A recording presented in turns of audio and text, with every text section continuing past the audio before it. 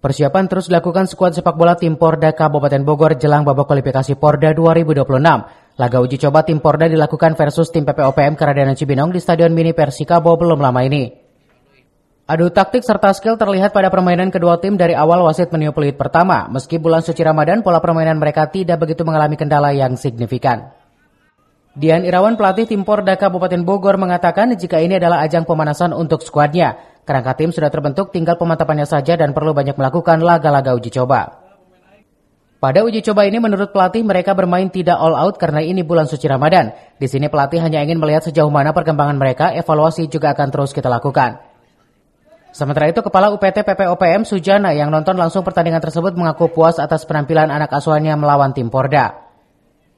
Ia berharap di kejurnas antar PPLP, PPLPD, SKO, PPOPM Kabupaten Bogor bisa menghasilkan prestasi yang baik. Pada laga uji tanding tersebut, tim PPOPM menang 2-0 di game pertama. Pertandingan kedua kalah 0-1. Dari Kabupaten Bogor, Cevi Suryadi melaporkan.